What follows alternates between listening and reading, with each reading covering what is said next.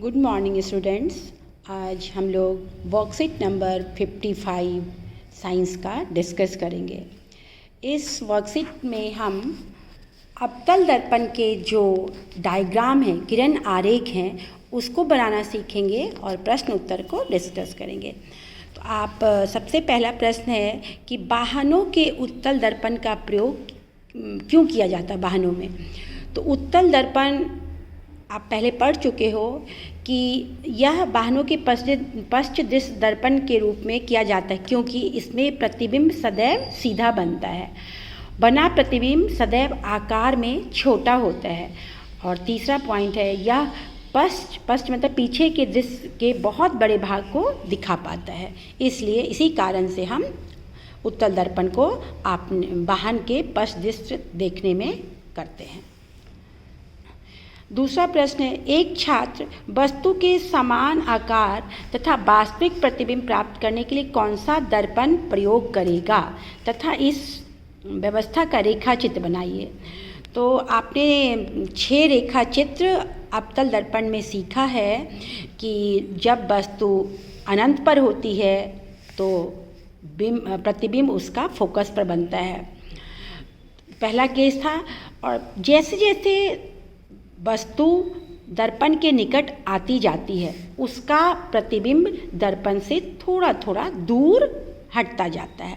तो पहली स्थिति में अनंत पर बिंब था तो प्रतिबिंब फोकस पर बना। दूसरी स्थिति में अनंत और सी से परे बिंब था तो प्रतिबिंब कहाँ पे बनेगा? प्रतिबिंब सी तथा एफ के बीच में बनेगा।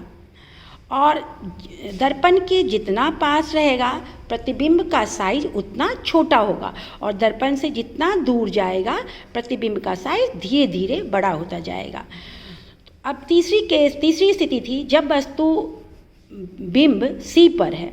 तो सी पर है तो सी पर आएगा, एक समानांतर किरण आएगी दर्पण पर और फोकस से गुजरती हुई सी पर ही जाएगा।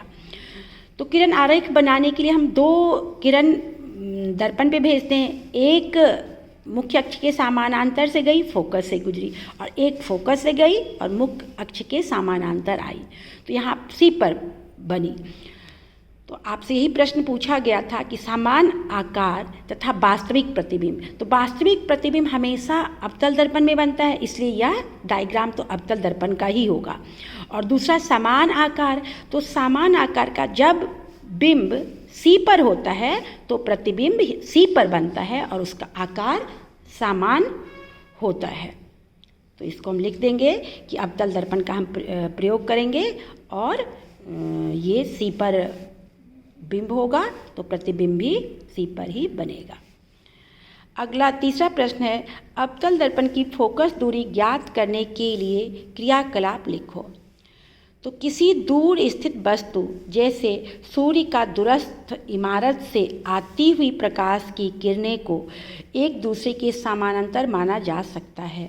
जब ये समानांतर किरणें अवतल दर्पण पर इसके अक्ष के अनुदिश पड़ती है तो ये परावर्तित होती है और एक बिंदु पर मिलती है जिसे फोकस कहते हैं।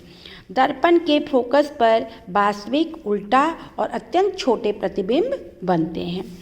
फोकस दूरी ध्रुव P तथा फोकस F के बीच की दूरी को फोकस दूरी कहते हैं।